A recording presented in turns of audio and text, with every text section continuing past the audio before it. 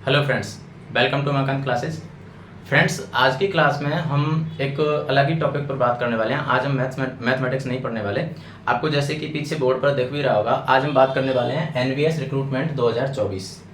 अब आपके दिमाग में एक ही चीज़ आ रही होगी कि सर हमने तो अभी तक सुना ही नहीं है कि एनवीएस का एडवर्टीजमेंट कब आया, कब तो फिर मतलब ये कहाँ से आ गया। देखो, आपने अभी कुछ दिन पहले एक मॉडल वो देखा होगा, मॉडल टाइम टेबल जो उसने निकाला था, मॉडल शेड्यूल जो एनवीएस ने निकाला था, तो उसमें ये चीज़ बताई गई थी कि एनवीएस जो है वो आगे एक ये 2022 वाली जो भर्ती थी वो तो पूरी कर चुका है। रिक्रूटमेंट 2022 था, वो तो पूरी कर चुका है। उनको ज्वाइनिंग वगैरह हो चुकी है, वो सारे काम हो चुके हैं। अब नई रिक्रूटमेंट आने वाली है जिसके फॉर्म अप्लाई हो जाएंगे, जुलाई में अप्लाई होना शुरू हो जाएगा। ठीक है, बहुत जल्दी एग्जाम भी होने वाली है। तो अब पहले वाला पैटर्न नहीं रहा कि जैसे पहले ये था कि कब एग्जाम होगी कोई पता नहीं है, कब फॉर्म फिल होंगे, कब एग्जाम होगी, कब रिजल्ट आएगा, कब इंटरव्यू होगा। अब वो नहीं है। उन्होंने बाकायदा एक कैलेंडर जारी किया है, मॉडल कैलेंडर जारी किया है, और उस कैलेंडर में सारी चीज़ें एक एक करके बताई गई हैं कि कब क्या होने वाला है। तो मेरे पास बहुत सारे स्टूडेंट्स की क्वेरी आ रही थी, बहुत सारे फ्रेंड्स की क्वेरी आ रही थी कि एनवीएस का क्या पैटर्न है, क्या मतलब कैसे उसको अप्लाई कर सकते हैं, कौन अप्लाई कर सकता है, क्या उसका एग्जाम पैटर्न रहने वाला होता है, क्या उसका मोड ऑफ सिलेक्शन होता है, वो सारी चीज़ों के बारे में मतलब मेरे पास बहुत सारी क्वेरी आ रही थी, कॉल मैसेज और कमेंट्स वगैरह में भी। तो फिर मैंने सोचा कि क्यों ना इस पर एक वीडियो बना दिया जाए। तो उनमें से जो मतलब मैं कह सकता हूँ कि जो क्वेरी मेरे पास आई उनमें से जो मोस्ट प्रोबेबल थी उनको मैंने यहाँ पर ले लिया है। ठीक है, जैसे कि फॉर्म कब भरे जाएंगे, कौन आवेदन कर सकता है इसमें, मतलब एलिजिबल कौन है, परीक्षा का पैटर्न क्या होता है, इंटरव्यू होता है या नहीं होता, मोड ऑफ सिलेक्शन क्या होता है, नेगेटिव मार्किंग होती है क्या, संपूर्ण सिलेबस क्या है इसका, परीक्षा कब होगी, वगैरह वगैरह, ये सारी चीज़ें थी। देखो, वैसे तो मैंने मोस्ट प्रोबेबल क्वेश्चन ले लिए हैं, फिर भी अगर कोई क्वेश्चन ऐसा है जो आपको लग रहा है कि नहीं ये भी मुझे पूछना है, तो वो भी आप बता सकते हैं। और इनके साथ में ही हम आगे चर्चा करने वाले हैं। आज का जो वीडियो है उसमें मुझे नहीं लगता कि आपका कोई डाउट रहने वाला है एनवीएस से रिलेटेड। तो वीडियो को एंड तक जरूर देखें ताकि आपका एक एक पॉइंट क्लियर हो जाए। एक एक पॉइंट पर मैं बहुत डिटेल में बात करने वाला हूँ। ठीक है, तो चलिए शुरुआत तो यहाँ से करते हैं कि एनवीएस आखिरकार है क्या भला। भाई, बहुत सारे बच्चे तो ऐसे भी होंगे, बहुत सारे फ्रेंड्स ऐसे भी होंगे जिनको यही नहीं पता कि एनवीएस है क्या। तो देखो, एनवीएस जो स्कूल है वो सेंट्रल गवर्नमेंट के द्वारा चलाए जाते हैं। एक तरह से आप इनको ये कह सकते हो कि ऑटोनॉमस बॉडी है ये। और जवाहर नवोदय विद्यालय समिति इसका वो पूरा नाम है। जेएनवी भी कह सकते हैं, एनवीएस भी कह सकते हैं, नवोदय विद्यालय समिति, ये इसका फुल फॉर्म होता है। तो नवोदय विद्यालय जो है वो आपने देखा होगा कि जो बच्चे हैं एनवीएस की प्रिपरेशन करते हैं तो वो 6th क्लास से उसमें एडमिशन लेते हैं। ये ध्यान रखना कि इसमें पीआरटी की पोस्ट नहीं होती है, इसमें टीजीटी पीजीटी और उससे अपर लेवल की होती है, पीआरटी की पोस्ट नहीं होती है, क्योंकि 1 to 5 एनवीएस में होता ही नहीं है ना, तो इसलिए इसमें पीआरटी की पोस्ट नहीं होती है। तो देखो, एनवीएस यानी नवोदय विद्यालय समिति, इसके बारे में आपको पता चल गया होगा। और हाँ, ये रेजिडेंशियल स्कूल होते हैं। रेजिडेंशियल का मतलब ये है कि स्कूल के कैंपस में ही बच्चे रहेंगे, वहीं पर टीचर भी रहते हैं। ठीक है, तो टीचर को ऐसा नहीं है कि टीचर को कहीं मतलब जैसे आप घर पर रह सकते हो या फिर नहीं, ये रेजिडेंशियल स्कूल होते हैं, आपको स्कूल में ही रहना पड़ेगा। वहाँ पर आपको बाकायदा क्वार्टर अलॉट किया जाता है, वहीं पर आपको रहना खाना वगैरह सारी व्यवस्था आपको वहीं पर होती है, और बहुत अच्छी यानी कह सकते हैं कि डिसेंट इसकी सैलरी होती है। चलिए एक एक करके इनकी बात करते हैं, फिर उसके बाद में जो उसमें क्या क्या फायदे हैं उनके बारे में तो हम बाद में बात करेंगे। पहले तो यहाँ तक पहुँचने की जर्नी को पूरा कर लेते हैं। ठीक है, चलिए स्टार्ट करते हैं। तो देखो, फॉर्म कब भरे जाएंगे आपने देखा होगा, और मैं भी चलो एक काम करता हूँ, मैं टेलीग्राम पर भी और व्हाट्सएप पर भी दोनों जगह में वो मॉडल कैलेंडर जो जारी किया गया है एनवीएस से, वो मैं डाल दूंगा, तो आप उसमें वो देख सकते हो फॉर्म कब भरे जाएंगे। तो फॉर्म उसमें क्लियर लिखा हुआ है कि जुलाई माह में फॉर्म भरे जाएंगे। ठीक है, जुलाई जो मंथ है उस जुलाई मंथ में फॉर्म फिल होंगे। मैं मार्कर चेंज कर लेता हूँ, जुलाई मंथ में इसके फॉर्म फिल होंगे। इसका मतलब है कि देखो, अब आचार संहिता अब हट गई है भाई, इलेक्शन हो गए, रिजल्ट आ गया, सारा कुछ हो चुका है, तो कहने का मतलब आचार संहिता हट गई है, अब मतलब सारी चीजें बाकायदा चलने लग जाएंगी।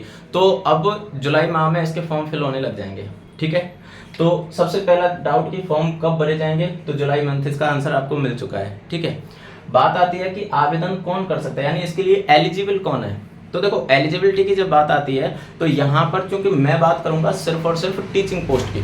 ठीक है, नॉन टीचिंग से रिलेटेड अगर आपको कोई क्वेरी है, वैसे तो नोटिफिकेशन में सारी चीज़ें क्लियर होती हैं, लेकिन फिर भी नॉन टीचिंग से रिलेटेड अगर कोई क्वेरी है तो आप बेशक कमेंट कर दीजिए, मैं उसको ले लूंगा। बाकी इस वीडियो में मैं प्रॉपरली बात करने वाला हूँ टीचिंग पोस्ट की। ठीक है, तो देखो, जब हम इसकी एलिजिबिलिटी की बात करेंगे तो एलिजिबिलिटी के लिए देखो, आप दो तरह की पोस्ट देखोगे। यहाँ पर देखो, जो टीचिंग पोस्ट हैं टीचिंग पोस्ट हैं, वो टीचिंग पोस्ट यहाँ पर दो तरह की होंगी। कौन सी? एक तो होंगी टीजीटी और एक होंगी पीजीटी। ठीक है, टीजीटी यानी ट्रेंड ग्रेजुएट टीचर और पीजीटी यानी पोस्ट ग्रेजुएट टीचर। अगर मैं इनकी सैलरी की बात करूं तो देखो, इसमें तो लेवल 7 की सैलरी होती है और इसमें लेवल 8 की सैलरी होती है, यानी सैलरी बहुत डिसेंट सैलरी इनकी, है ना। चलिए, टीजीटी और पीजीटी की जब हम क्वालिफिकेशन की बात करते हैं तो देखो, सबसे पहले मैं पीजीटी की बात करूं तो पीजीटी में देखो क्वालिफिकेशन में आपको क्या चाहिए? पीजीटी में आपको क्वालिफिकेशन में चाहिए पीजी चाहिए, वो जो 2 ईयर की होती है। ठीक है, 2 साल का आपका पोस्ट ग्रेजुएशन आपके रिलेटेड सब्जेक्ट में, जैसे आप मैथमेटिक्स से कर रहे हो तो आपको मैथ से एमएससी होना चाहिए, या फिर आप जैसे हिस्ट्री से अप्लाई कर रहे हो, पीजीटी हिस्ट्री के लिए अप्लाई कर रहे हो तो फिर हिस्ट्री से पीजी होना चाहिए, है ना। कहने का मतलब जिस भी सब्जेक्ट से आप कर रहे हो उसमें 2 ईयर का आपके पास पोस्ट ग्रेजुएशन होना चाहिए। ये ध्यान रखना है कि पोस्ट ग्रेजुएशन में आपकी 50% होनी चाहिए, साथ में कंसर्न जो सब्जेक्ट है उसमें भी 50% होना जरूरी है। ठीक है, उसके साथ में आपके पास होनी चाहिए क्या? बीएड। तो ये इसकी एसेंशियल क्वालिफिकेशन है। एसेंशियल क्वालिफिकेशन का मतलब ये तो अनिवार्य है, कंपलसरी है ये तो। ठीक है, तो पीजी और बीएड। अब बच्चों के डाउट आ जाते हैं कि माफ करना, मैं मतलब थोड़ा सा बच्चों बोलना मेरे हैबिचुअल हो रहा है तो उसको आप मतलब माइंड मत करना, है ना। तो देखो, डाउट क्या आता है कि क्या यहाँ पर सीटेट चाहिए? नहीं, यहाँ पर सीटेट नहीं चाहिए, यहाँ पर सीटेट नहीं चाहिए। पीजीटी में सीटेट की कोई जरूरत नहीं है। आपके पास सीटेट है या नहीं है कोई मैटर नहीं करेगा, इसमें सीटेट की जरूरत नहीं है। इसमें सिर्फ 2 चीज चाहिए, एक तो आपके पास पीजी चाहिए, जिस भी सब्जेक्ट से आप अप्लाई कर रहे हो उसमें पीजी चाहिए, पोस्ट ग्रेजुएशन चाहिए यानी मास्टर डिग्री, और दूसरा क्या चाहिए? बीएड। ये 2 चीजें चाहिए होती हैं। क्लियर? ठीक है, अब हम बात करते हैं किसकी? टीजीटी की। तो टीजीटी में क्या होता है? टीजीटी में देखो, एक तो आपके पास होनी चाहिए क्या? यूजी। यूजी यानी अंडर ग्रेजुएशन कह सकते हो, बैचलर डिग्री कह सकते हो, आप ग्रेजुएशन कह सकते हो, जो भी आप बोलते हो। रिलेटेड सब्जेक्ट में आपके पास एक तो बैचलर डिग्री होनी चाहिए यानी ग्रेजुएशन होनी चाहिए, है ना, यूजी। और चलो मैं लिख ही देता हूँ ग्रेजुएशन। ठीक है, एक तो आपके पास क्या होनी चाहिए? ग्रेजुएशन, प्लस इसमें होनी चाहिए आपके पास बीएड, प्लस यहाँ पर सीटेट लेवल 2 कंपलसरी है। सीटेट लेवल 2 ये कंपलसरी है, यहाँ पर टीजीटी के लिए कंपलसरी है। अगर आपके पास सीटेट लेवल 2 नहीं है आप अप्लाई नहीं कर सकते। क्लियर है? तो इसमें सीटेट होना कंपलसरी है। अब आपके दिमाग में आ रहा होगा कि जैसे मान लो जिनके पास सीटेट नहीं है उनके दिमाग में आ रहा होगा कि फिर हमारे किस काम का, जब सीटेट ही नहीं है तो भाई जुलाई में सीटेट के एग्जाम है, सीटेट बहुत जल्दी रिजल्ट दे देता है। तो इसके फॉर्म अगर मान लो जुलाई में फिल होना स्टार्ट होते हैं तब तक आपका रिजल्ट आ जाएगा, बहुत जल्दी रिजल्ट दे देता है सीटेट। तो आप कोशिश करो कि सीटेट को जुलाई में क्लियर कर पाओ, है ना, तो आप इसके लिए एलिजिबल हो जाओगे। तो इसलिए ये ध्यान रखना, टीजीटी के लिए जब हम क्वालिफिकेशन की बात कर रहे हैं तो ग्रेजुएशन, बीएड और सीटेट लेवल 2।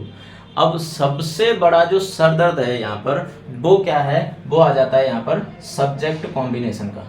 सब्जेक्ट कॉम्बिनेशन का तो आपको एक बार एडवर्टीजमेंट से सब्जेक्ट कॉम्बिनेशन जरूर चेक कर लेना है। और खास करके ये लोचा होता है डीयू वगैरह वालों के साथ में, मतलब काफ़ी सारी यूनिवर्सिटी ऐसी होती हैं जिनमें सब्जेक्ट कॉम्बिनेशन नहीं बन पाता है।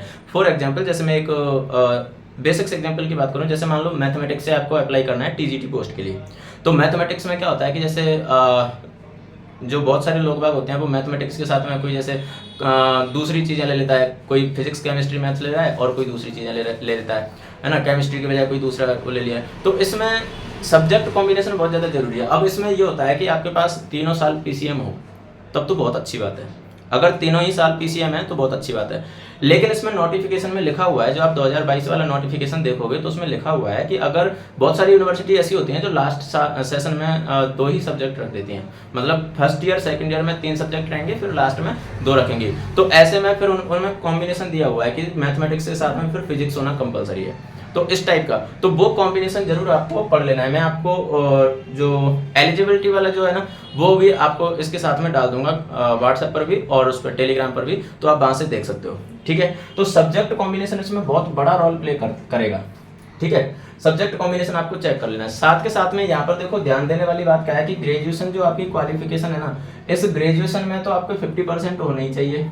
वो तो ऑब्वियस सी बात है कि अगर ग्रेजुएशन में 50% नहीं होंगे तब तो आप बीएड भी नहीं कर सकते, तो 50% ग्रेजुएशन में होंगे तभी आपने बीएड की होगी। ठीक है, बात उसकी नहीं है, बात ये है कि ग्रेजुएशन में 50% तो होने चाहिए, लेकिन साथ के साथ में जिस सब्जेक्ट के लिए आप अप्लाई कर रहे हो उस सब्जेक्ट में भी आपके 50% होने चाहिए।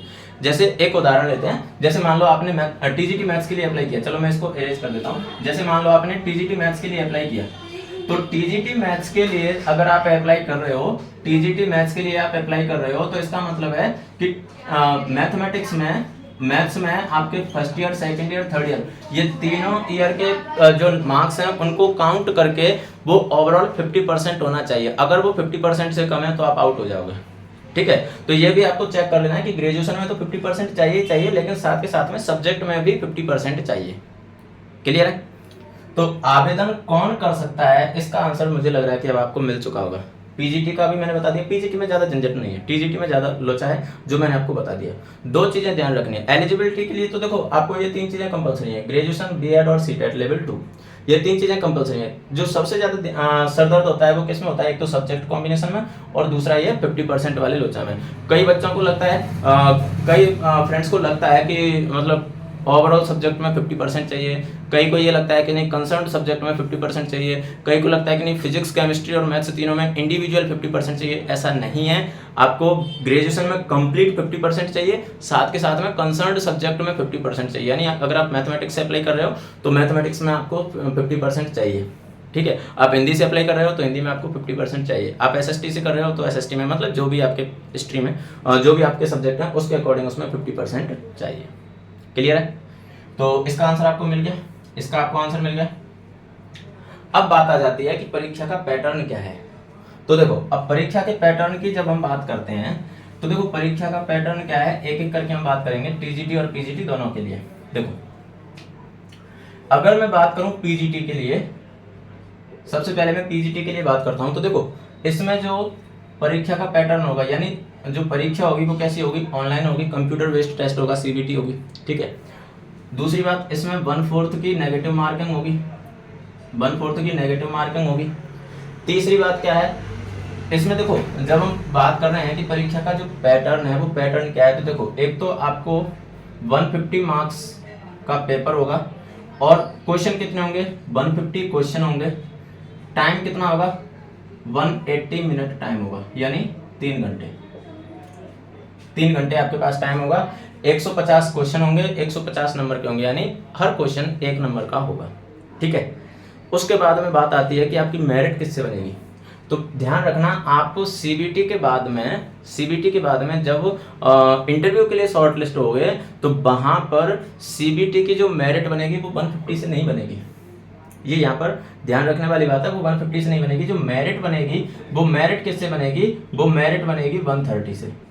ये क्या गड़बड़ है भाई, मेरिट 130 से क्यों बनेगी, क्योंकि यहाँ पर जब मैं इसका पैटर्न की बात करूंगा, आगे मैं इसके पैटर्न की बात करने वाला हूँ। तो देखो जब 150 मार्क्स का जो डिस्ट्रीब्यूशन है आपका, वो डिस्ट्रीब्यूशन ऐसा है कि आपके पास 130 मार्क्स का तो कंप्लीट जो सिलेबस है जो आपके एवोल्यूशन में शामिल होगा वो दिया हुआ है।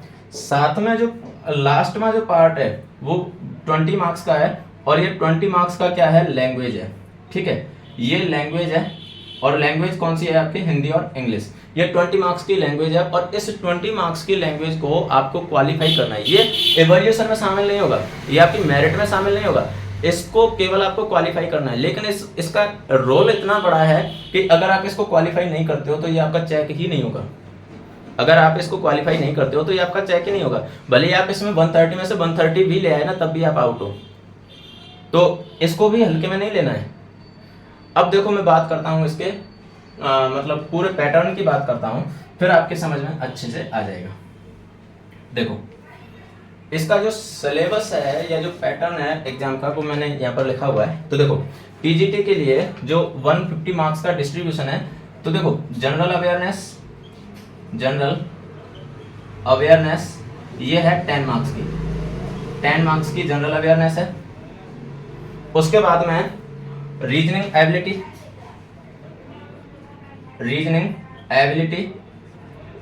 ये यहाँ पर 20 मार्क्स की है, ये 20 मार्क्स की है रीजनिंग एबिलिटी। उसके बाद में आईसीटी मतलब कंप्यूटर, और ये कितने मार्क्स का है, 10 मार्क्स का है।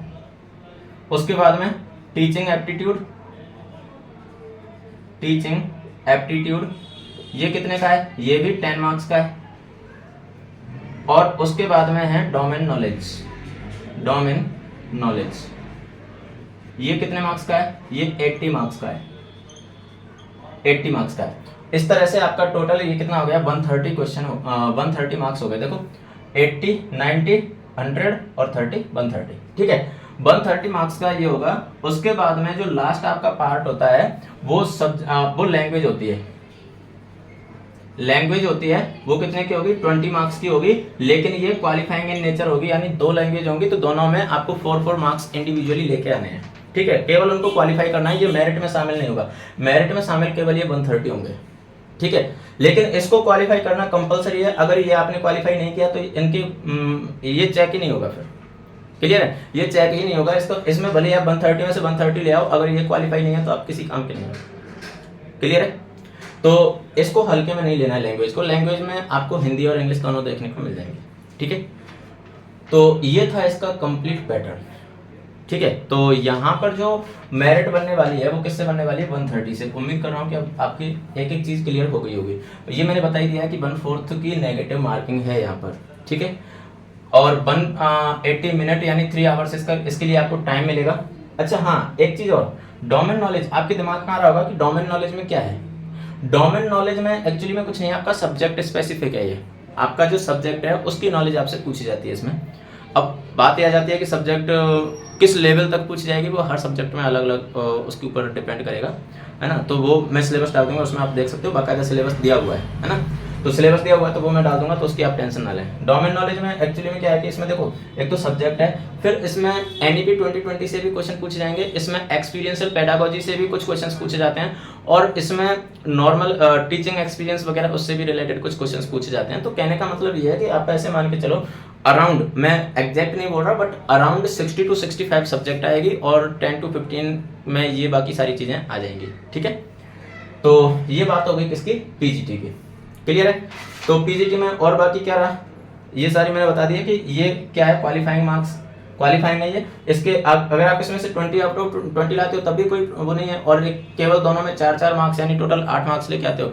ध्यान रखना, आप ऐसा भी नहीं कर सकते कि हिंदी में 8 नंबर ले और इंग्लिश में आप 0 नहीं कर सकते। दोनों में अलग अलग आपको 4 नंबर लाने पड़ेंगे, इंडिविजुअली दोनों लैंग्वेज आपको क्वालिफाई करनी पड़ेंगे, तब जाके ये इवैल्यूएट होगा, ठीक है।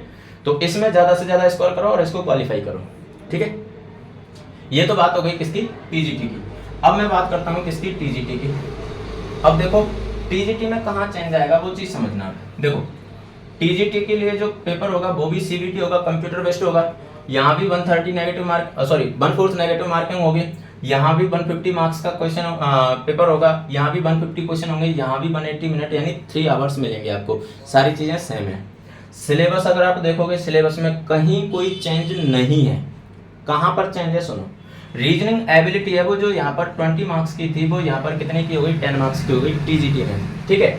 और उसके साथ में लैंग्वेज जो यहाँ पर 2 लैंग्वेज थी, वो 2 लैंग्वेज यहाँ पर कितनी हो जाएंगी, 3 लैंग्वेज हो जाएंगी, और ये कितने मार्क्स की हो जाएंगी, 30 मार्क्स की हो जाएंगी। अब 3 लैंग्वेज कौन सी आ गई, आपके दिमाग में चल रहा होगा, हमें तो हिंदी इंग्लिश तो चलो जैसे तैसे क्वालिफाई कर रहे हैं, तीसरी लैंग्वेज क्या है, तो तीसरी लैंग्वेज है रीजनल लैंग्वेज, यानी क्षेत्रीय भाषा। क्षेत्रीय भाषा में आप अपने अकॉर्डिंग, अपनी फिजिबिलिटी के अकॉर्डिंग आपको लैंग्वेज चूज कर सकते हो। आपको लग रहा है कि नहीं मैं इंग्लिश में ज़्यादा कंफर्टेबल हूँ, आप इंग्लिश चूज कर सकते हो। आपको लग रहा है मैं हिंदी में ज़्यादा कंफर्टेबल हूँ, आप हिंदी चूज कर सकते हो। आपको लग रहा है मैं पंजाबी में ज़्यादा कंफर्टेबल हूँ, मैं पंजाबी चूज कर सकते हो। गुजराती, जो भी आप रीजनल लैंग्वेज सेलेक्ट करना चाहो वो आप सिलेक्ट कर सकते हो, ठीक है। तो जैसे आपको लग रहा होगा कि नहीं, अगर हिंदी तो ऑलरेडी इसमें आ चुकी है। देखो इसमें 3 लैंग्वेज के लिए मैं आपको बता दूं, देखो हिंदी तो इसमें आएगी आएगी, इंग्लिश इसमें आएगी आएगी। उसके बाद में बात आती है रीजनल लैंग्वेज की। तो रीजनल लैंग्वेज में आप चाहो तो वापस हिंदी सेलेक्ट कर सकते हो, नो प्रॉब्लम।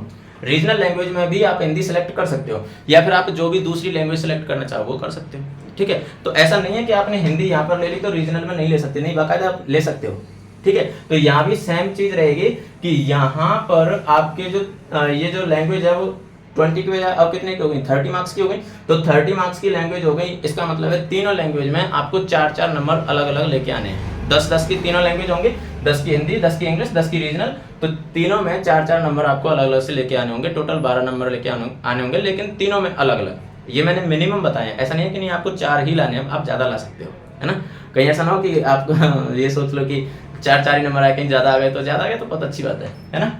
चलिए, तो यहाँ पर जो मेरिट बनेगी वो कितने से बनेगी, फिर 120 से मेरिट बनेगी। जैसे पीजीटी में जो मेरिट 130 से बन रही थी, वो यहाँ पर किस में से बनेगी, 120 में से बनेगी। 120 से मेरिट बनेगी और ये जो 30 मार्क्स हैं ये क्वालिफाइंग नेचर है, बाकी सारी चीज़ें एकदम सेम रहेंगी। ठीक है, डोमेन नॉलेज में भाई सब्जेक्ट आ जाएंगे, है ना, तो भाई सारी चीजें एकदम सेम टू सेम है। बस जो चेंज हुआ है वो कहाँ पर हुआ है कि पीजीटी में 2 ही लैंग्वेज थी 20 मार्क्स की और रीजनिंग 20 मार्क्स की थी। टीजीटी में क्या है, रीजनिंग 10 मार्क्स की हो गई और यहाँ पर लैंग्वेज 3 हो गई और 30 मार्क्स की हो गई, बस ये चेंज है। क्लियर है? तो उम्मीद कर रहा हूँ कि परीक्षा का जो पैटर्न है वो भी आपका क्लियर हो चुका होगा कि परीक्षा में क्या क्या इसमें होता है, कैसे कैसे होता है। क्लियर है? ठीक है, अब हम आगे बात करते हैं अगले क्वेश्चन की। और अगला क्वेश्चन क्या है देखते हैं। देखो अगला क्वेश्चन क्या है, इसमें इंटरव्यू होता है क्या, और आंसर होगा यस, इसमें इंटरव्यू होता है। आप जब सीबीटी क्लियर करोगे तो सीबीटी का जो रिजल्ट आएगा उसमें आपको इंटरव्यू के लिए शॉर्टलिस्ट किया जाएगा। अब देखो जितनी भी वैकेंसी होती है ना, उस वैकेंसी का एक फिक्स रेशियो में इंटरव्यू के लिए कॉल किया जाता है। फिक्स रेशियो में इसलिए बोल रहा हूँ कि उसने रेशियो डिफाइन नहीं किया हुआ है कि नहीं हम 3 टाइम्स बुलाएंगे, हम 5 टाइम्स बुलाएंगे। कभी कभी 3 टाइम्स बुला लेता है, कभी कभी 5 टाइम्स बुला लेता है और कभी 4 टाइम्स भी बुला लेता है। मतलब ऐसा कोई फिक्स नहीं है कि नहीं एग्जैक्ट 3 टाइम्स ही बुलाएंगे, ऐसा कुछ नहीं है। वो कैटेगरी वाइज अलग अलग चला जाता है, तो ऐसा कुछ भी नहीं है कि नहीं 3 टाइम्स ही बुलाएंगे या 2 टाइम्स ही बुलाएंगे या 5 टाइम्स ही बुलाएंगे, ऐसा कुछ नहीं है। लेकिन अप्रोक्सीमेटली मान के चलते हैं 3 टाइम्स। अप्रोक्सीमेटली इसलिए बोल रहा हूँ कि ऊपर नीचे होता है, हर वैकेंसी में होता है। चाहो तो पुरानी वैकेंसी उठा के देखना, हर वैकेंसी में ऊपर नीचे होता है। ठीक है, तो इसमें इंटरव्यू बिल्कुल होता है और इंटरव्यू बहुत बड़ा रोल प्ले भी करता है। अगर आप सीबीटी में डाउन हो और इंटरव्यू में बहुत अच्छा करके तो आपके सिलेक्शन के चांस बन जाते हैं। अगर आप सीबीटी में बहुत अच्छे हो, इंटरव्यू थोड़ा सा कम हो गया तो भी सिलेक्शन के चांस बन जाते हैं, है ना। तो इंटरव्यू और ये दोनों इसमें बहुत बड़ा रोल प्ले करेंगे। ठीक है, तो इसका आंसर भी आपको मिल गया कि इंटरव्यू इसमें बिल्कुल होता है। मोड ऑफ सिलेक्शन क्या है? देखो मोड ऑफ सिलेक्शन की जब मैं बात करूं तो मोड ऑफ सिलेक्शन में आपके लिए 2 चीजें होती हैं। तो देखो मैं दोनों के लिए बात कर रहा हूँ, पीजीटी और टीजीटी दोनों के लिए बात कर रहा हूँ। और दोनों में ही देखो क्या होता है, सीबीटी प्लस इंटरव्यू, ये दोनों मोड ऑफ सिलेक्शन है। ठीक है, ये दोनों शामिल है मोड ऑफ सिलेक्शन में। अब इसमें होता क्या है कि इसमें जो इंटरव्यू होता है ना, वो होता है 250 मार्क्स का, दोनों में ही, टीजीटी में भी और पीजीटी में भी 250 मार्क्स का इंटरव्यू होता है। और सीबीटी का 80% और इंटरव्यू का 20%, ये दोनों मिला के आपकी मेरिट डिसाइड होती है। अब 80% और 20% का क्या लोचा है, इसका मतलब है कि आपका जो सीबीटी स्कोर है, कंप्यूटर बेस्ड टेस्ट में है, जो आपका स्कोर है उस स्कोर का 80% लिया जाएगा और जो आपका इंटरव्यू में स्कोर है उसका 20% लिया जाएगा और उससे आपकी फाइनल परसेंट निकाली जाएगी और उसके अकॉर्डिंग आपकी मेरिट डिसाइड होगी। ठीक है, तो ये मोड ऑफ सिलेक्शन होगा। मोड ऑफ सिलेक्शन समझ में आ गया, सीबीटी और इंटरव्यू दोनों का, सीबीटी का 80% और इंटरव्यू का 20%। ठीक है, ये हो गया आपका मोड ऑफ सिलेक्शन। ठीक है, दोनों के लिए यही है। ओके, उसके बाद में आगे हम बात करते हैं नेगेटिव मार्किंग। ये तो मैं ऑलरेडी आपको बता ही चुका हूँ कि 1/4 की नेगेटिव मार्किंग होती है ना, ये तो मैं आपको पहले ही बता चुका हूँ। संपूर्ण सिलेबस, तो देखो इसका संपूर्ण सिलेबस, अब एक एक पॉइंट को लेकर के तो मैं सिलेबस वीडियो में नहीं बता सकता क्योंकि भाई बहुत सारी सब्जेक्ट हैं, बहुत सारी पोस्ट हैं, तो एक एक करके तो मैं नहीं बता सकता। तो डिटेल्ड जो सिलेबस है वो आपको कहाँ मिल जाएगा, डिटेल्ड सिलेबस आपको मिल जाएगा कहाँ पर, आप व्हाट्सएप ग्रुप ज्वाइन कर लेना, मैं इसमें लिंक दे दूंगा, तो आप व्हाट्सएप ग्रुप ज्वाइन कर सकते हो, या फिर आप व्हाट्सएप ज्वाइन नहीं करना चाहते हो आप टेलीग्राम ज्वाइन कर सकते हो। टेलीग्राम और व्हाट्सएप दोनों पर मैं इसकी लिंक दे दूंगा, इसकी जो कंप्लीट पीडीएफ है वो दे दूंगा, उसमें आपका कंप्लीट सिलेबस आपको मिल जाएगा। चाहे आप जिस भी पोस्ट के लिए अप्लाई कर रहे हो उसका आपको सिलेबस मिल जाएगा, चाहे जिस भी सब्जेक्ट से अप्लाई कर रहे हो उसका आपको सिलेबस मिल जाएगा। क्लियर है? तो संपूर्ण सिलेबस की बात हो गई। Last but not the least, last question क्या है, परीक्षा कब होगी? ये बहुत यक्ष प्रश्न होता है, खास करके कंपटीशन की प्रिपरेशन करने वालों के लिए। यक्ष प्रश्न मैं इसलिए बोल रहा हूँ कि अपने इंडिया में ऐसा ही चलता रहता है कि एग्जाम की डेट दे दी जाती है और फिर कभी एग्जाम पोस्टपोन हो जाती है, कभी एग्जाम आउट हो जाता है, पेपर आउट हो जाता है तो एग्जाम कैंसिल हो जाती है। बट अभी जो मॉडल कैलेंडर जारी किया है जिसकी मैं बात कर रहा था, उसके अकॉर्डिंग इसकी एग्जाम के लिए आपको ज़्यादा टाइम नहीं मिलेगा, आपको अभी से प्रिपरेशन शुरू करनी पड़ेगी।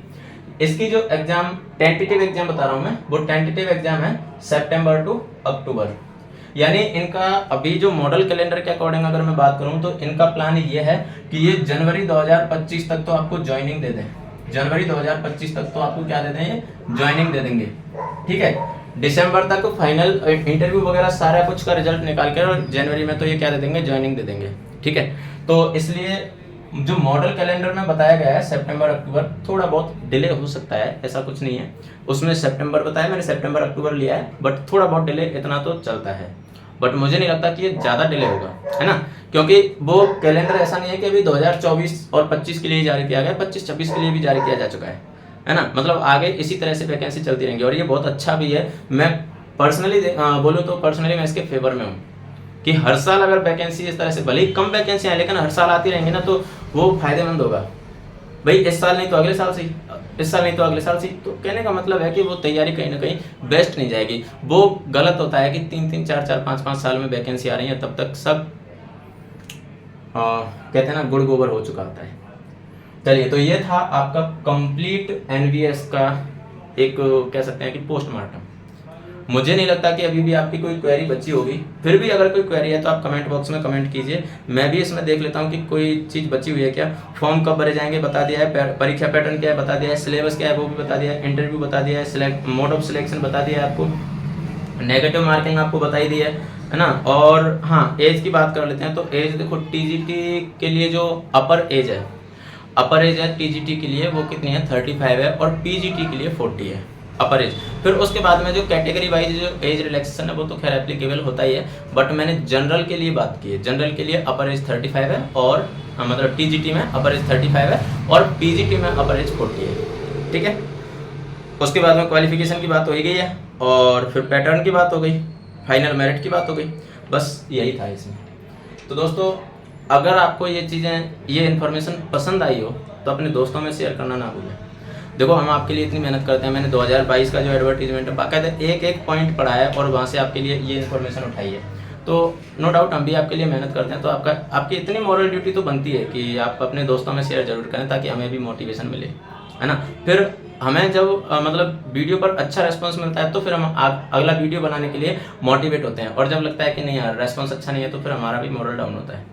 चलिए, तो आप खुद समझदार हैं, अब आगे कहने की मुझे ज़रूरत नहीं है। तो आप इस वीडियो को या इस सेशन को हम यहाँ पर करते हैं कंप्लीट, और मिलते हैं अगले सेशन में, और उसमें मैं लेकर के आने वाला हूँ केवीएस के बारे में डिटेल्ड इन्फॉर्मेशन। जैसे मैंने अभी यहाँ पर बताया था एनवीएस का, तो केवीएस के लिए भी लेकर आने वाला हूँ।